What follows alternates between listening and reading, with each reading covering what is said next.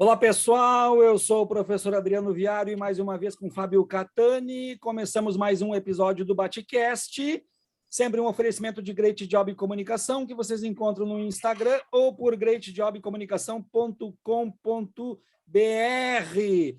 Como de costume, Fábio Catani faz as honras da casa. Catani, é contigo.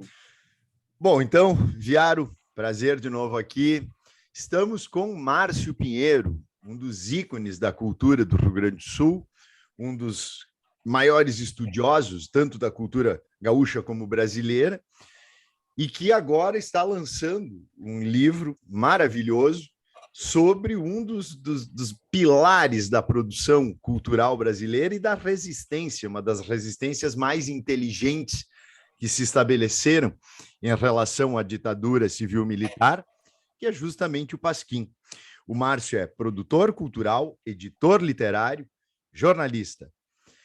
E o livro Rato de Redação, Sig e a História do Pasquim, que vai ser lançado agora.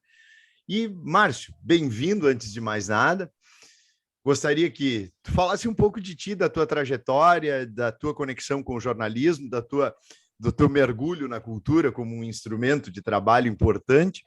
E depois vamos falar dessa obra que tu estás lançando, que, sem dúvida, contribuirá muito para essa revisita ao Pasquim, que é maravilhoso. Bom, boa noite, Fábio, boa noite, Viário. É uma alegria estar aqui conversando com vocês. Estão interessados nesse trabalho jornalístico e, por que não, levemente histórico. Tem até um pouco dessa pretensão. Eu sou jornalista, formado há mais de 30 anos, com mais ou menos o mesmo tempo de carreira. Já passei por todas as redações daqui de Porto Alegre, algumas até que nem existem mais, como a da Gazeta Mercantil, por exemplo, que espero não tenha sido culpa minha, né? E também passei por redações de Rio e São Paulo. Eu sempre vivi desse ofício, né? Sempre tive uma carreira ligada ao jornalismo, trabalhei em rádio, TV e jornal, e também, obviamente, nos últimos tempos, escrevi para a internet. E esse livro que eu estou lançando agora, o Rato de Redação, nada mais é do que um caminho natural disso tudo, né? Quem se interessa por jornalismo tem que se interessar pelo Pasquim. Ou até, fazendo uma coisa até um pouco mais agressiva, quem não se interessa pelo Pasquim não deve fazer jornalismo. Deve procurar outra profissão, vai trabalhar noutra coisa, vai ganhar dinheiro com outra função, mas jornalismo e Pasquim no Brasil estão intimamente ligados. Então, foi atrás dessa história, que é uma história que me interessa há muito tempo, mesmo antes de eu entrar na faculdade de jornalismo. Eu, obviamente, não fui leitor do Pasquim na época, né? Eu regulo com o Pasquim, eu sou de 67, o Pasquim é de 69. Então, por mais precoce e talentoso que eu tenha sido, com 2 anos e meio não dava para começar a ler um jornal daquele tamanho. Mas sempre me interessei por aquilo, me interessei pelos personagens, me interessei pelo período. Então, fazer esse livro foi uma maneira natural de eu explorar um assunto que me interessa como pessoa e que eu acho que tem um grande interesse jornalístico, histórico, comportamental, enfim, um interesse completo. É interessante a gente já começar estabelecendo uma contextualização, né? Porque 1969 é o primeiro ano após o fatídico 13 de dezembro de 68, quando, durante o governo do ditador Costa e Silva, foi estabelecido o ato institucional número 5, que além de acabar com o habeas corpus e limitou, trouxe uma hipertrofia do Poder Executivo e limitou qualquer possibilidade de ação democrática de combate à ditadura. E estabeleceu, a partir dali, também uma censura muito forte aos jornais. Em 69 entra aquele que é o momento mais ápice, tanto da censura quanto da repressão, que se dá durante o período do ditador. Eu gosto de dar o nome correto. Quando late tem rabo, eu chamo de cachorro. Quando é ditador, eu chamo de ditador. Isso vale, inclusive, para ditadores civis. Mas o período da ditadura do Médici. E é nesse contexto que aparece o Pasquim, né? E explica até para os nossos ouvintes, Márcio, quem são esses caras que formaram o Pasquim? Que tipo de astúcia, de inteligência extremamente apurada que levou eles a se transformarem num ícone histórico de uma resistência a uma ditadura? É um período muito interessante, como tu lembrou, embora período duro, um período triste, mas é um período muito interessante. Vale até fazer a comparação que foi um período rico da imprensa brasileira. Poucos anos antes, 65, 66, surgiu o Jornal da Tarde, do grupo do Estadão, um dos jornais mais importantes daquele período e que foi muito importante durante um bom tempo. Quase na mesma época surgiu a revista Veja, comandada pelo Mino Carta, uma das primeiras experiências de fazer uma revista de informação e com alcance nacional. O Pasquim se filia, por um lado, a essa corrente e, por outro, é um projeto totalmente original, totalmente diferente, com um estilo bem peculiar. Você me perguntou sobre os jornalistas. Aí já começa uma peculiaridade do Pasquim. Ele reuniu, no primeiro momento, 8, 9 jornalistas que eram nomes já, de certa forma, consagrados no seu ofício. Tárcio de Castro, Jaguar, Enfio, Sérgio Augusto, mais ainda Milor Fernandes, Giraldo. Tu vê, eram nomes que já tinham uma trajetória, quase todos eles haviam passado por Revista Senhor, Correio da Manhã, Jornal do Brasil, os grandes órgãos de imprensa da época, e todos eles tinham seu nome em pelo menos uma atividade. Alguns até, o Giraldo já eram, além de um jornalista, um homem de artes plásticas muito importante. O Paulo Francis vinha do teatro e do comentário político. Então, tu vê, eram pessoas muito ricas culturalmente, era um estilo muito homogêneo, quase todos eram homens de classe média, que viviam no Rio de Janeiro, em geral, e em Ipanema, em especial, e que refletiam esse comportamento, ao mesmo tempo, bairrista e, ao mesmo tempo, globalizado, digamos assim, né? Era um comportamento que eles falavam também sobre o Brasil e até sobre o mundo. Então, nesse primeiro momento, eles pareciam uma coisa muito pequena, mas eles estavam refletindo algo muito maior. Márcio, uma grande curiosidade que eu tenho é que a gente fala muito com frequência quem são os jornalistas, como que se formou, quem é que formou, de onde que partiram, qual era o interesse. Eu queria fazer para ti uma pergunta inversa. Qual era a penetração do Pasquim? Quem era o leitor do Pasquim? Como que a gente pode... É possível mapear isso? É possível e, num primeiro momento, acho que até eles mesmos se espantaram. Tanto é que a tiragem inicial, que devia ser de 10 mil, 20 mil, foi a 80, 100, e sendo que nas primeiras semanas chegou a alcançar mais de 200 mil exemplares. Para vocês terem uma ideia, 200 mil exemplares, na época, nem a Veja, nem a Manchete, as duas maiores revistas da época, vendiam isso, né? Como eu falei, eles tinham uma coisa muito homogênea e muito dirigida, digamos assim, né? Era um jornal de Ipanema. Mas aí, com o passar do tempo, acabou se descobrindo que existia várias Ipanemas em vários pontos do Brasil, né? Se não geograficamente, culturalmente, digamos, na cabeça das pessoas. As pessoas se identificavam com aqueles temas, com aquelas gírias, com aqueles artigos, com aqueles assuntos que o jornal lançava. Então, acho que, no primeiro momento, era um jornal de patota, como eles mesmos diziam. Era para falar para meia dúzia de amigos, né? Tem até um clichê que muitos escritores usam, acho que é uma frase, sempre confundo se é Tolstói ou Chekhov: canta sua aldeia e cantarás o mundo. Acho que foi mais ou menos ali. No momento que eles fizeram de Ipanema a aldeia deles, o lugar que eles viviam, que eles namoravam, que eles circulavam, que eles bebiam, que eles escreviam, que eles criavam, eles fizeram desse local um lugar de interesse geral. E aí atingiu todo o Brasil, né? Então, o Pasquim, um momento depois, já tinha leitores em Porto Alegre, Recife, Salvador, Brasília, todas as capitais, todas as cidades importantes. E eles usavam uma linguagem muito irônica, usavam as charges, E eles usavam uma perspicácia para não apenas uma leitura política do Brasil, mas uma leitura social bastante apurada. Afinal de contas, era uma qualificação imensa dentro desse grupo, né?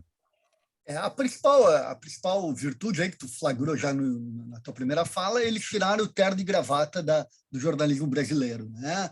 Eles deram um coloquialismo, eles levaram a questão da maneira direta de falar, simples sem ser simplória, né? Tu vê que eles, em momento algum, eles abordavam temas sem importância, eram temas importantes tratados de uma maneira irreverente, engraçada, com talento e com humor. O humor explica muita coisa, né? Tu pode tratar de qualquer assunto político, econômico, social, cultural, comportamental. Se tu tenha o viés do humor, tu consegue explorar ele de uma maneira muito mais inteligente, muito mais interessante. E essa questão específica... Perdão, vai, Catani. É que quando tu usas o humor como um instrumento contra o opressor, ele se torna uma resistência das mais inteligentes de se fazer, né? E aí isso ficou claro logo nos momentos seguintes na questão da censura, né? Que eles driblaram a censura de todas as maneiras, né? Graças ao humor. Tem um episódio que até conto no livro, que o Paulo Francis, sendo interrogado, disseram: eu soube aqui que o senhor assinou uma moção de apoio. E ele disse: assinei, mas não é monção. Monção é um tipo de vento. Eu assinei uma moção de apoio. Então, tu vê, eles eram irreverentes, eles eram debochados, eles eram inteligentes, perspicazes, e isso foi que deu o tom do jornal e que deu capacidade do jornal a resistir a tanta censura, a tanto problemas com a ditadura.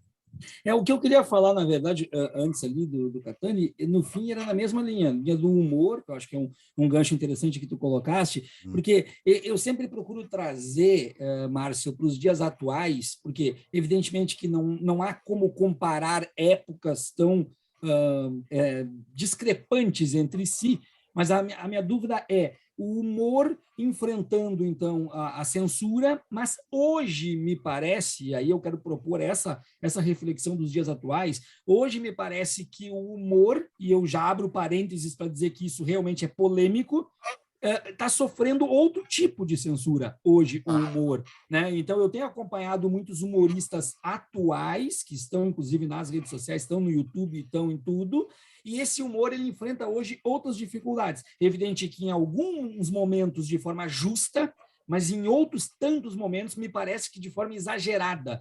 Eu pergunto, se esse tipo de censura pautado por questões com a polêmica que se levanta, existisse à época, é possível fazer uma reflexão de seria possível o Pasquim? Ou então até fazendo uma inversão da tua pergunta. O Pasquim seria possível hoje? Não. Não, o Pasquim, daquele formato, daquele jeito, seria, para usar uma expressão atual, cancelado. O Pasquim, por todo o seu perfil, por tudo que ele fez e por tudo que ele representava, ele não teria espaço num momento como o de hoje. Então, te respondendo, com os critérios de hoje aplicados à época, obviamente não daria certo. Então, eu chego à conclusão, então, que entre tantas mazelas que eu percebo no politicamente correto, e eu sou uma pessoa que vê importância no politicamente correto, mas que enxerga os seus excessos também. Então, eu diria que, entre tantas mazelas do politicamente correto, também colocaria na conta dele. O politicamente correto nos impediria o Pasquim. Exatamente. Não tenha dúvida disso. Não tenha dúvida. E também, o que você falou, eu, de certa forma, concordo. O politicamente correto está atacando muita coisa que, vá lá, poderia ser boa. E acho que isso a gente só vai conseguir resolver com o tempo. Só o tempo vai dar a esse movimento pendular, né? Se antes era tudo permitido e muitas coisas não são permitidas hoje, só o tempo vai mostrar qual é o equilíbrio e para onde nós podemos ir. Mas, sem dúvida alguma, o Pasquim hoje seria cancelado, não teria espaço para um jornal com aquele perfil e com aquele tipo de profissional que tinha lá dentro. A gente está vivendo uma etapa meio de anomia, como diria Durkheim, Porque um período assim que a ausência de determinadas normas que existiam ainda não se constituiu em um cenário desvelado das novas normas que a sociedade vai ter como suas, de uma maneira mais duradoura, né? E esse é um perigo, é algo bastante complicado, tanto para o jornalista quanto para qualquer comunicador. Claro que a gente não vai recentes episódios de misoginia extrema, que aí não se quadra, aí não é a questão do politicamente correto, mas de determinados humores, e a gente nem quer que se volte com o tipo de humor praticado na época, que ele era carregado de coisas que a gente tem que entender que naquele contexto histórico elas eram normalizadas. Isso sim é uma das coisas que eu acho grave. Muitas pessoas estão fazendo julgamento de acontecimentos de 40, 50, 100 anos atrás com os olhares de hoje. Aí anacronismo sim, puro. Né? Isso me parece exagerado. Isso me parece absurdo. Aquela coisa de ver problemas com piadas. Eu vi recentemente que alguns programas de TV que, no final, esses programas que são reprisados, aparece esse tipo de humor retrata um momento da época. Então, tu vê, já está tendo bula para programa antigo, né? Para mostrar aquele tipo de humor que fazia graça com homossexual, com negro, com índio, com nordestino. Tu pega os próprios Trapalhões, né? Que foi um programa importante na minha infância, né? Que reunia ali um negro, um nordestino, um com jeito meio gay, assim, que ficava uma coisa subentendida o tempo todo, e que eles mesmos brincavam com isso durante muito tempo. Hoje isso seria inviável. Né? Eu lembro. Eu lembro... Vai, por favor. O Pasquim tem uma manchete, que é uma das mais famosas, que é aquela todo paulista é bicha. E aí é todo paulista, em letra menor, que não gosta de mulher, é bicha. Né? Isso hoje, o cara vai preso se faz uma capa dessas. Vai preso. Claramente famosa, claramente provocativa. Mas isso aí não teria mais espaço. Eu lembro do meu mestrado, quando eu estava ainda no processo de participar dos congressos, enfim, tudo aquilo que nos obrigam na academia a participar, que faz parte do processo. Eu me lembro que abriu-se uma discussão, então, como eu falei, num mestrado pesquisando escravidão no Brasil, então, numa daquelas discussões, começaram a levantar, então, nomes de autores da literatura brasileira do século XIX que seriam racistas. Aí eu lembro que o meu orientador, Mário Maestre, marxista, histórico, o Mário Maestre pegou e disse assim, rapaz, se tu fores levar isso em consideração, tu vai colocar 90% da literatura brasileira do 19 no lixo. Né? Claro. Não vai te servir. E aí o Maestre me disse uma frase que eu nunca mais esqueci, eu carrego na minha vida. O Maestre disse e escreveu em comentários na minha dissertação. Ele disse assim, rapaz, não briga com a história. Seja um pesquisador, mas nunca brigue com a história. E eu acho que é isso que nós estamos fazendo. Né? Se eu chego à conclusão de que um Pasquim seria impedido, aí o problema é muito grave. Não dá para brigar com a história. Não dá, e tem que procurar sempre olhar o acontecimento dentro do contexto histórico. Não pode isolar, pegar o Pasquim e trazer para o dia de hoje. Não. Tem que ver o Pasquim daquele Brasil de 50 anos atrás, numa ditadura, e todo aquele contexto que envolvia o jornal. Num mundo completamente diferente. Exatamente. Claro. E para deixar claro, até para nós não sermos cancelados, ninguém está falando que esse tipo de humor deveria voltar tal e qual era naquele momento. Nós estamos falando de compreensão de um momento histórico. Como falamos outro dia, Ortega y Gasset. Recortando. Já um recorte da época. Isso. Né? Eu sou eu e minhas circunstâncias. Exatamente. Isolando aquele momento e analisando em cima do recorte da época. Catani.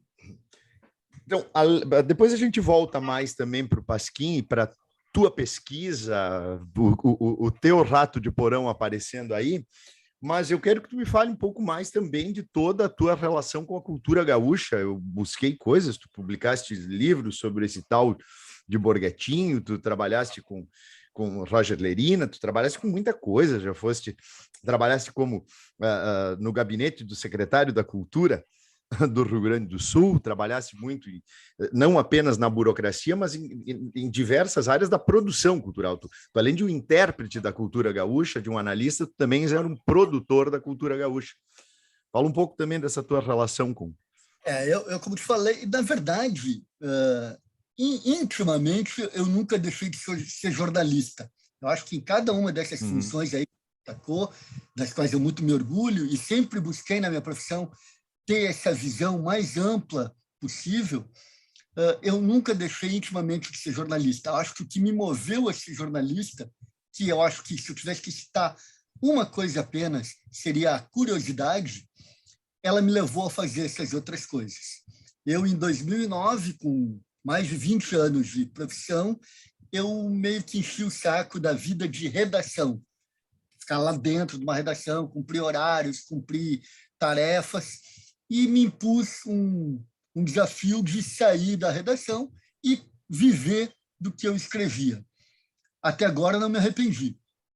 Não tem sido fácil em alguns momentos, mas tenho gostado muito de fazer isso. E aí eu pude fazer muitas dessas coisas que tu falou, né? Sempre e tendo o jornalismo quase sempre como base. Eu escrevi livros, eu escrevi roteiros, eu escrevi programas de rádio, de internet, das coisas mais diferentes que tu possa imaginar, e consegui fazer disso um meio de vida. Também, nesses 2 períodos, eu trabalhei diretamente na cultura. Primeiro na do município, com 2 secretários que creio que são... Um até deve ser amigo de vocês, o ex-professor, o atual professor Sérgio Gonzaga, Jacob. E depois na Secretaria do Estado, com o Vitor Hugo. Né?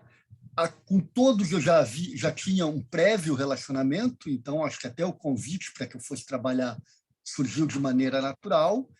E com todos também eu tive um trabalho que envolvia cultura e jornalismo.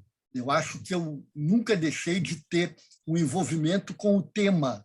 Né? Eu acho que eu não teria desempenhado a função da mesma maneira, por exemplo, se eu fosse para a área agricultura, já que eu nunca tive intimidade com o primeiro setor, com essas coisas. Mas com a cultura me pareceu um caminho que era uma consequência do que eu já havia feito na minha carreira jornalística, que, de certa forma, não acabou. Ela apenas mudou o eixo, mudou a forma. Eu tenho me dedicado cada vez mais aos livros, tanto aos livros que eu idealizo, como esse do Pasquim, quanto a livros que eu faço por encomenda, contratado por pessoas, por empresas, por entidades, para fazer esses relatos. A única coisa que eu ainda não fiz foi ficção, e também não tenho pressa para isso, nem tenho como objetivo. Gosto muito de contar histórias palpáveis, histórias que existem, digamos assim, e acho que o Rio Grande do Sul e o Brasil são muito ricos em personagens, épocas e lugares. Então, tem muita história a ser contada. Tem muita cultura ainda sendo produzida e tu pegaste uma época também fervente da Porto Alegre. Tu começaste a trabalhar com a cultura nos anos 80, né? Foi por aí. Então, Porto Alegre também ainda tinha todo um cenário. Ainda nós tínhamos todo o Bonfim com Escalera, aquela fervura cultural. Como é que era o ambiente de Porto Alegre no momento em que tu inseriste? Que época, que idade mais ou menos tu tinhas? Eu entrei a década de 80 com 13 e saí com 23. Pelo menos aquele período que a gente descobre as coisas. Né? Vou contar um episódio que eu acho que tem a ver com isso. Com isso aí que tu estava falando, dessa efervescência cultural e, ao mesmo tempo, com a curiosidade pessoal. Quando eu fui fazer o livro do Borghetti, eu fui convidado por ele, pelo irmão dele, com quem eu já tinha um relacionamento prévio, eles pediram que eu fizesse o livro, a gente mais ou menos conversou sobre como seria a estrutura do livro, e eu me espantei pelo fato de eu descobrir coisas que eu não tinha me dado conta. Por exemplo, nós vivemos no início dos anos 80, aqui em Porto Alegre, lá por 83, 84, o que eu até coloquei no livro como um neotradicionalismo. Houve uma descoberta de uma juventude aqui em Porto Alegre por coisas tradicionalistas, como chimarrão, andar de bombacha, comer comida campeira, fazer churrasco. Isso tudo foi muito forte naquela época.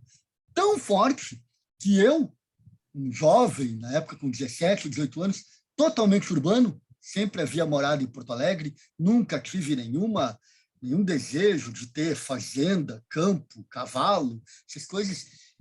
Fui tocado por isso, né? O Borghetti foi, naquela época, ao mesmo tempo, um resultado e um indutor daquele período, daquilo que eu chamei de neotradicionalismo. Vocês, acho que vocês são mais jovens do que eu, vocês não pegaram aquela época ali, que era o Largo de Patura, hoje Largo Zumbi, que era coalhado de bares ativistas. E aquilo ali revelou uma série de artistas, como o próprio Borghettino, Neto Fagundes, Ernesto Fagundes, um pouco depois Yamandu Costa. Então, vocês veem tantos artistas, tantas pessoas que faziam uma cultura e que a gente não tinha uma noção do quão grande era aquilo tudo. Então, era um momento, ao mesmo tempo, muito rico, mas que só o passar dos anos foi me dar a visão e a compreensão de tudo aquilo que estava acontecendo. A pulperia era um dos redutos mais conhecidos, né? Exato. Pulperia, João de Barro, teve vários. Tinha um lá no final da Getúlio Vargas, chamado Recanto do Tio Flor. Né? Então, eu tinha pequenos shows ao vivo, tinha comida campeira em panela de ferro. Houve uma descoberta por uma garotada urbana, por jovens urbanos, nascidos e criados em Porto Alegre, de uma cultura campeira que aparentemente não tinha nada a ver, né? A maioria não conhecia Alegrete, São Borja, Bagé, essas grandes cidades do interior, que têm uma vida campeira muito forte, mas não, isso aí acabou atingindo e tomando corações e mentes de vários jovens urbanos, inclusive como eu. O meu amigo cigano, cantor de Porto Alegre, já com larga passagem, Durque Costa, né? Durque Costa, meu amigo cigano, ele tem uma música, aliás, tem várias músicas para Porto Alegre, mas ele tem uma música que, em Porto especial... City. Não, eu me refiro a outra música dele. A Porto City é a mais famosa por causa daquele CD do Zafari e coisa tudo. Mas ele tem uma música chamada Porto Triste. É maravilhosa, maravilhosa, maravilhosa. Claro que é uma música tomada por saudosismo, mas é uma música simplesmente fantástica. Eu peço que tu busque, eu acho que tem até no YouTube, Porto Triste, do Cigano. Ele fez essa música aí mais ou menos ali por 2006, 2007, e é uma música tomada por nostalgia, por saudosismo, e aí essa é uma pergunta que eu faço para alguém com tanta bagagem cultural do nosso estado e sobretudo da nossa cidade. É só nostalgia? É só saudosismo? Ou a cidade está mais triste em comparação? Ou isso é um ponto natural de quem já passou da sua época e agora olha para uma outra época com outros signos, com outros símbolos e com tudo mais? Tem uma passagem da música, eu não sou cantor, por favor, mas tem uma passagem da música que ele diz, inclusive, que o Bonfim virou um chão de giz. No bar João fui feliz... Luar, luar, luar. O escaler voou dos olhos da gente. Há luzes no ocidente, o bar do Beto tá lá. Que saudade me dá de ver as pessoas cantando, o nosso povo vibrando, nossa Porto Triste contente. É uma música maravilhosa do Cigano. Aí eu te pergunto, é nostalgia ou a cidade tá mais triste mesmo? Acho que é um pouco das duas coisas. O Woody Allen matou um pouco essa charada naquele filme Meia-Noite em Paris, né? Que ele fala ali que, na verdade, a gente, cada um de nós, tem a sua saudade, a sua nostalgia, muitas vezes até de coisas que não viveu. Eu ouvia meus pais contarem da Rua da Praia, do footing, das pessoas, dos homens se arrumar de terno e gravata, eu achava aquilo fantástico, né? As confeitarias, os restaurantes, tudo aquilo ali que havia pela Rua da Praia e que as pessoas conviviam numa Porto Alegre mais urbana e mais civilizada e achava aquilo fantástico. Óbvio que a gente tende a idealizar o que não viveu, o que só ouviu o relato. Até porque tenho certeza que daqui a 50 anos vai ter 3 pessoas conversando, não sei por qual meio, e vão estar dizendo, pô, como era boa Porto Alegre de 2022, né? Como tinha coisa, como eram feitas atividades. Claro, então a gente tem que ter, ao mesmo tempo, cuidado para não ficar apenas saudosista. E olha, quem está falando é um cara que é muito saudosista. Eu gosto de muitas coisas, vocês podem ver aqui atrás, meus livros, eu ainda tenho LP e CD, eu tenho muita coisa velha. Eu gosto, eu não desprezo essas velharias, mas, ao mesmo tempo, eu procuro me cuidar, me patrulhar, para não ficar um cara velho, ranzinza, no meu tempo era bom. Acho que todos nós temos aí uma saudade dos 20, 30 anos, de sair de noite, de ter uma vida social intensa, uma vida cultural intensa, uma vida de descobertas. Pô, tu vê um show no Araújo Viana, o próprio Leopoldina, como eu peguei, eu cheguei a ver Caetano, Gil, Chico Buarque, né? Isso hoje, de certa forma, é inviável. Mas acho que quem está tendo 20, 30 anos hoje vai ter um tipo de memória muito boa também, dos shows que viu, dos bares que frequentou, dos restaurantes, de toda a vida social e cultural que chegou a ter. Então, a gente pode dizer, eu não estou querendo colocar palavras na tua boca, não é isso, mas a gente pode dizer que é perfeitamente possível, dependendo da idade da pessoa, que ela confunda saudade da ditadura com saudade de ser jovem. Claro. Não, esses que falam em saudade da ditadura, eu até acho demais, né? Poxa, pode ter saudade de um monte de coisa, mas da ditadura não dá, né? Mas o que eu concordo é que há uma saudade específica, pessoal. E muitas vezes é saudade dos seus 20 anos, 25 anos, 30 anos, que isso sim, ficou congelado lá, foi uma coisa legal, mas que o tempo e as modificações acabaram alterando.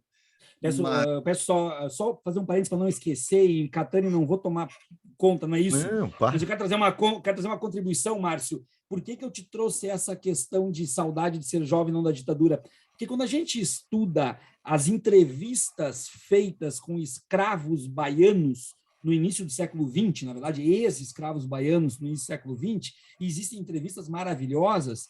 Tem uma passagem, que eu não lembro o nome da escrava agora, mas era uma ex-escrava que estava com 95 anos, início do século XX, e perguntaram para ela o que ela tinha saudade. E ela começou a falar que ela tinha saudade do tempo da escravidão. E a repórter perguntou para ela, mas a senhora está com saudade daquele tempo, mas a senhora falou que era chicoteada, que era violentada, que era isso e aquilo, e a escravizada, ou ex-escravizada, disse para a repórter, é da meninice que eu tenho falta, minha filha. Vem, pegaste o exemplo mais extremo, mais doloroso, e ainda consegui tirar um viés otimista. A gente, nós temos saudades dessa juventude, dessas descobertas, de um tempo que não volta, que ficou lá congelado. E também que, acredito, muitas das pessoas amadas se foram naquele tempo. Também. Então, tu também sente falta daquele espectro de vida. Claro. Isso é normal. Agora, concordo. Sentir saudade de ditadura é para gente que olha... E a memória quase sempre é generosa, né? Quando tu bota a memória para funcionar, ela lembra de momentos bons, de encontros bons, de convívios bons. Ela tende a meio que a deslocar o que foi ruim, o que foi perverso. Então, acho que o que foi ruim já foi vivido, né? Então, deixa assim, vamos guardar umas lembranças boas, mas não da ditadura. Essa não. Ainda para lembrar a música do Cigano, a gente vai ter que chamar o Cigano aqui, Fábio, tá? Tem que chamar o Cigano aqui. Ainda para lembrar a música do Cigano, tem uma parte maravilhosa que ele lembra de alguém que nós já entrevistamos aqui no canal, eu e o Catani. Tem uma parte da música que ele fala assim, cadê o poeta? O vento negro levou. Acho maravilhoso. Maravilhoso. A indireta ao Fogaça na música. Cadê o poeta? O vento negro levou. Vamos trazer esse cara aqui, sem considerar. E o Fogaça foi outra das excelentes entrevistas que tivemos e que é alguém que contribuiu não apenas para o aspecto cultural, mas para o aspecto político desse país, né? E que nós também entrevistamos o Lauro Quadros, e aí eu lembrei de uma passagem do Lauro com o Cigano. O Cigano, certa vez, estava no sala de redação, e aí o Santana perguntou, Cigano, qual é a tua idade? E o Cigano não fala a idade, não tem jeito, ele não fala. E o Lauro disse, só passando no carbono 14. Por aí mesmo. Esse é o Lauro Quadros. E, Márcio, vamos falar de uma outra coisa que é impossível não falar. Tu és filho, já que falamos também de Fogaça, nós já tivemos Tarso Genro aqui, personagens importantíssimos, Cláudio Brito. Tu és filho de Ibsen Pinheiro. Comecemos um pouco pela passagem que une a nós três, que é a passagem colorada de um mandarim. Que memórias isso te traz até hoje, especialmente olhando de cara? Nós estamos que nem Nietzsche, nós estamos olhando para o abismo e ele está olhando mandarim, de volta, Márcio. Mandarim tem um aspecto parecido com o Pasquinha aí. Foi uma coisa que eu fui saber depois. Né? Meu pai, o grupo Mandarim se formou ali por 68, 69. Como eu falei há pouco, eu tinha 1 ou 2 anos. Vivi isso, mas obviamente eu não tinha consciência. Né? Eu estava na inauguração do Beira-Rio em abril de 69, mas só sei porque vi foto. Tenho lembranças, flashes assim, muito distantes do que foi lá. Então, essa vivência colorada sempre esteve na minha vida. Eu acho que eu não tive nem direito de escolher o time, né? Aquelas coisas, e provavelmente escolheria o Internacional mesmo, mas sempre tive um convívio. A minha infância está muito ligada ao Internacional. Carteirinha, Beira-Rio, churrascaria Saci, treino sábado de manhã para ir ver junto com meu pai. Então, eu tive uma vida colorada desde a infância. Os principais amigos do meu pai e da minha mãe, na época, eram todos ligados ao clube. Então, tinha todo esse convívio da minha casa e do clube. Então, o coloradismo está desde sempre dentro de mim. E a convivência com um pai da relevância política que Ibsen Pinheiro teve. Ibsen Pinheiro foi presidente da Câmara de Deputados, ou seja, foi o chefe de um dos 3 poderes desse país em uma época turbulenta, na época do impeachment de Collor, inclusive foi vitimado de uma maneira cruel, de uma maneira vil, torpe, pela máquina política que existia. Como é que tu vivenciaste isso? Foi um período terrível, né? Meu pai, em 2 anos, foi do topo ao fundo. Né? Ele foi o presidente da Câmara que conduziu todo o processo de impeachment do Collor e, logo depois, foi envolvido numa denúncia que depois se provou totalmente mentirosa, uma fake news da época. Né? E se pode se tirar uma coisa boa disso tudo, é que meu pai foi um raro caso de pessoa que é reabilitada em vida. Então, isso... Foi descancelado, né? Foi ao mesmo tempo cancelado e descancelado. A cassação ocorreu em 94 e, em 2004, o próprio repórter que fez a principal matéria da principal revista e que, naquela época, uma época pré-internet, vocês podem imaginar o que é o impacto de uma capa de revista atacando uma pessoa. O desgaste que isso provoca, o estrago que isso aí provoca numa biografia. E então, esse mesmo repórter, 10 anos depois, reconheceu que foi um erro, que ele soube até a tempo que a informação que ele tinha era errada, era mentirosa, mas que, sabe Deus por quais motivos, a coisa não foi reparada de imediato, e aí acabou ocorrendo tudo que ocorreu com meu pai. E foram coisas bastante pesadas, né? Foram pesadas até porque eu lembro na minha família, mas posso te dizer que o teu pai na minha família foi assim foi de pessoa ilibada a pilantra. E o que fez ele ir dessa forma? Apenas uma capa de revista. Essa era a minha família com uma postura igual a de... A tua família mudou de ideia depois? Não, porque quando foi descancelado, meu pai e minha mãe já tinham falecido. Ah, que pena. Mas enfim, ocorreu muito, acredito que ocorreu muito isso que você está me contando.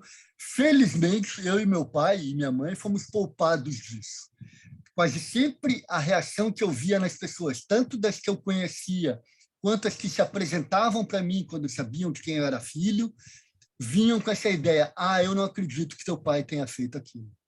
Né? Então, via uma reparação imediata, digamos assim. Eu me lembro que anos depois, quando houve já a reparação, que o Jô Soares entrevistou meu pai e perguntou: mas Ibsen, você nunca esteve envolvido com aquilo? Né? E o pai disse: não, nunca tive. E por que você não falou? Porque eu falei, só que as pessoas não queriam me ouvir. Né? Então, ocorria muito isso. E volto a frisar, numa época pré-internet. Então, o pai, para ser ouvido, dependia de rádio, jornal, TV, só que ninguém estava interessado em ouvir a versão dele. Era melhor ter aquela versão, Ibsen, até tu, Ibsen, e aí em cima daquilo ali e ficar cada um formando a sua próprio julgamento, a sua própria imagem. Era uma remanescência muito clara ainda da memória de um AI-5, da memória de uma ditadura, porque o que fizeram com teu pai também fizeram com o pai de outro entrevistado nosso, o Guga Noblat, que foi o Ricardo Noblat. O Collor, a primeira pessoa que ele pediu para ser expulsa da imprensa foi o Ricardo Noblat. E o teu pai, ele certamente mexeu com interesses muito maiores daqueles que pretendiam ter um outro tipo de projeto que não iriam contar com ele. E esse tipo de situação é ainda uma remanescência muito forte das práticas ditatoriais e daquele covil de pessoas que, após o final da ditadura, continuaram sendo protagonistas da política brasileira. Afinal de contas, termina a ditadura militar e nós somos governados por um homem que tinha sido o líder da Arena no Congresso, José Sarney. Né? E também tem que haver uma compreensão de que muitas pessoas fazem determinadas coisas achando que estão fazendo a coisa certa. E aí tu não consegue compreender. A banalidade então, do mal de Hannah Arendt, né? Exatamente. Então, é um comportamento humano, digamos assim, né? E tu tem que ter a compreensão para ver que isso aí não dá para procurar culpados, não dá para procurar para sair acusando os outros. Tu tem que compreender e tentar provar a inocência. É pesado. E o coloradismo de Ibsen Pinheiro? Eu tenho uma curiosidade, como é que era o Ibsen? O Ibsen era aquele que saía do sério por causa do Inter, que perdia a calma ou se mantinha sempre muito calmo, muito tranquilo. O Inter proporcionou ao Ibsen grandes alegrias de quebrar o protocolo na comemoração ou grandes tristezas de quebrar também. Conta um pouquinho essa reação do Ibsen colorado. O pai, a figura pública era muito parecida com a figura particular, figura privada. Ele era um homem contido, era um homem de poucas emoções, assim, de extravasar poucas emoções. Só quem conseguiu quebrar um pouco isso foi a minha filha, a primeira e única neta dele, hoje com quase 10 anos, e que ele conviveu até morrer, quando ela tinha 7 para 8 anos, foi a única que quebrou um pouco a dureza dele, aquela coisa espartana que ele sempre teve. E isso se refletia no futebol. Ele não era de gritos, não era de xingar, não me lembro do meu pai se alterar no estádio, assim, comemorava gol de maneira normal e vi 2 grandes alegrias. Eu estava com ele no estádio quando nós ganhamos a primeira Libertadores, aquela contra o São Paulo, que foi uma grande alegria e uma coisa que a gente conversou muito na época, um grande alívio. Para nós colorados, que havíamos perdido aquela final para o Nacional, se a gente não ganha aquele jogo, ia voltar tudo, é um time derrotado, é um clube menor, e tudo aquilo que a gente ouve daqueles nossos adversários do outro lado. Né? E o outro momento de emoção foi na final de Yokohama. Nós fomos para um clube que tinha ali na 24 de outubro, que abriu só para nós, abriu para o Adelino Lopes Neto, que foi vice-presidente do Internacional, para o Luiz Fernando de Fini. Então, era um grupo de 9 colorados. Eu estava, o presidente, nosso grande presidente, Arthur Dalegrave. Então, estávamos lá, esses colorados, houve um café da manhã para nós, e nós ficamos vendo o jogo no telão. E foi uma das raras vezes que eu vi meu pai chorar, de emoção. Quando acabou o jogo, aquela emoção, esse clube era ali na 24 de outubro, nós caminhamos um pouco até a Goethe e ali o pai ficou claramente emocionado. Então, o Ibsen torcedor quase sempre era muito parecido com a imagem do Ibsen que vocês têm, e que é uma imagem muito parecida que eu tenho até como filho. Meu pai não era de arroubos, não era de grandes movimentos assim, mas, sem dúvida, a paixão que ele tinha pelo Internacional era inegável, indestrutível e incomparável. Uma coisa que eu nunca perguntei a ele foi qual foi a maior emoção, se foi, e nunca vou perguntar mais, se foi ela ter ele presidido aquele dia do impeachment ou se foi ter invadido o campo naquele Grenal de 69 que o Inter quebrou a hegemonia do Grêmio. Mas acho que foram os 2 grandes momentos da vida pública dele. Bom, nós nos encaminhamos para os últimos 10 minutos da conversa. A gente falou que ia passar bastante rápido, quando o papo é bom, é assim. Vamos voltar um pouquinho para a tua obra? Vamos. Como é que ela surgiu? A capa? Exatamente, está aí. Então, isso. Maravilha, maravilha. Já venda nas boas casas do ramo. E o meu espero amanhã mesmo já comprar. Explica quem é o Sig, então. Eu vou procurar aqui em São Leopoldo, ver se eu encontro. Se não encontrar, encomenda, que é toda essa online. Não, eu compro um para ti, Viário. Quando tu vier aqui em casa, aí eu te passo e tu, também. Depois eu tenho um pouquinho, 10% a mais, tá bom. Quem é o Sig? Sig é um rato. Rato que ruge. É o símbolo do Pasquim. É um ícone, é um dos maiores símbolos da imprensa brasileira. E dentro desses caras, eu sei que, claro, é muito difícil falar assim em termo predileto dentre eles, mas o Ziraldo, ele tinha um feeling em relação às suas charges. Bom, vou te atropelar e já vou te dizer meus 3 preferidos. Isso, vai, exatamente. Cada um com o seu motivo.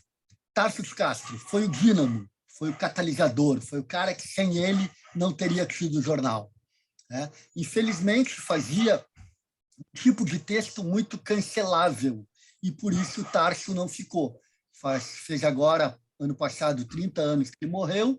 É um cara que é pouco lembrado, mas foi de uma importância vital.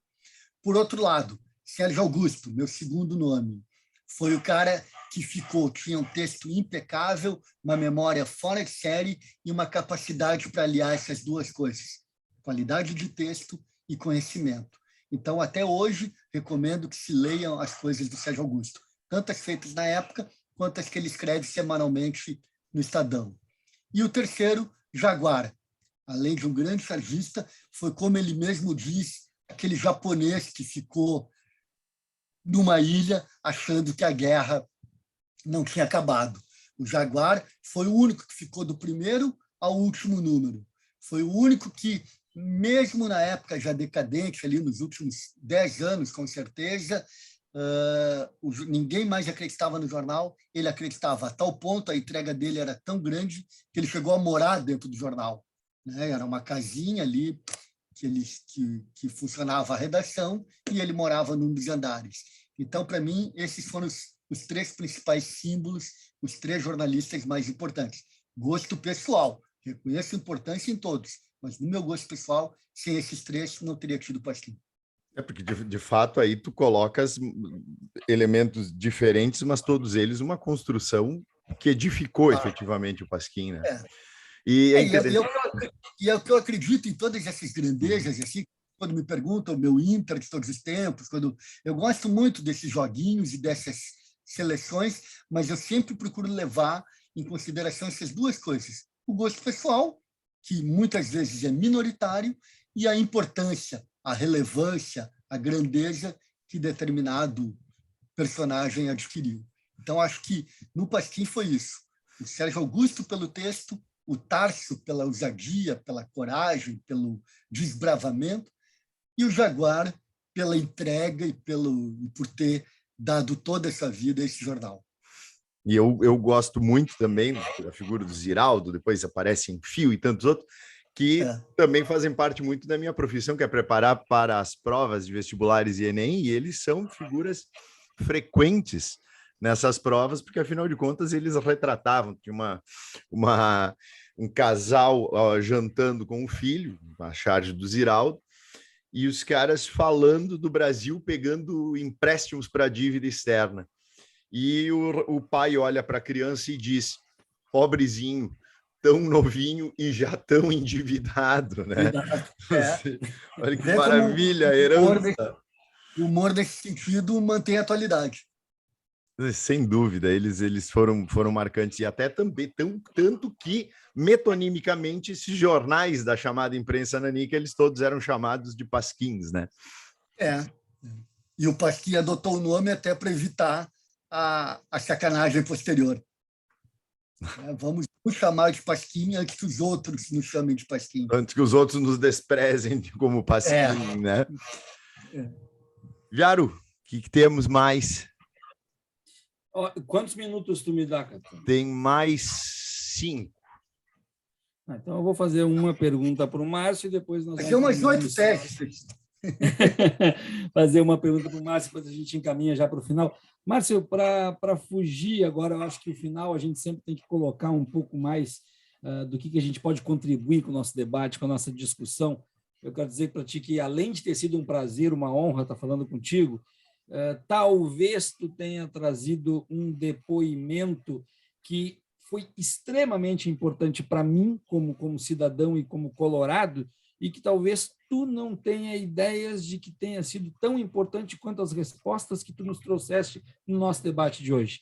Saber da emoção do teu pai nos momentos que tu relataste em relação ao internacional, para mim, que cresci com o meu pai falando os mandarins, os mandarins, os mandarins e os mandarins, meu pai que dizia, baixa agora o tom, vamos ouvir o Ibsen que está no rádio, foi de uma importância fenomenal para mim saber, e por isso que eu te perguntei como é que ele era enquanto colorado, se ele comemorava, não comemorava, porque o Ibsen, para mim, era aquela figura que, quando eu parasse na rua, eu queria ouvir ele falar alguma história do Internacional, do tempo dos mandarins, assim como eu tive a oportunidade de fazer com o Cláudio José Quintana Cabral, quando encontrei ele no meio da rua, e de saber, inclusive, das brigas dos mandarins entre si, dos rompimentos e das discussões. Então, eu queria, nesse momento, mesmo que seja a coisa mais fora da curva possível, te agradecer pelo depoimento que tu deu da emoção do teu pai enquanto colorado. Obrigado, Márcio. Obrigado mesmo. Uma coisa que é interessante também notar, isso aí que nós falamos já no início, de memória, de lembrança, os mandarins melhoraram muito depois. A história foi muito generosa com os mandarins. Eu, que vivi conhecendo as histórias, e até pela minha curiosidade natural, eu perguntei muito sobre isso para o meu pai até o final da vida. Os mandarins, vale lembrar, foram escorraçados do Internacional. As ideias deles deram certo durante um primeiro momento. O pai até, também para te enriquecer, o pai até reconheceu nele e nos seus contemporâneos uma certa arrogância, e isso cria muita inimizade. Então, os mandarins tiveram 2, 3 anos de glória ali, foram escorraçados, entraram num buraco negro, e só anos depois a história passou a tratar eles como um movimento importante na política interna do futebol, na adaptação de uma série de ideias, e aí também o folclore ajuda, Então, surgem histórias, surgem tantas coisas que as pessoas adoram contar e que vivenciaram e que podem dar seu depoimento. Mas os mandarins foram claramente favorecidos pelo passar do tempo. Eles tiveram uma glória, tiveram um inferno, e depois que, como a gente já falado também, quando a poeira baixou, quando houve o equilíbrio, eles puderam ser avaliados da melhor maneira. Nós falamos com Márcio Pinheiro, eu sou Adriano Viário, junto com Fábio Catani. Este foi mais um episódio do BateCast. Tchau, tchau. Até mais. Obrigado, Márcio. Obrigado. Perdão, cara. Foi bom, né?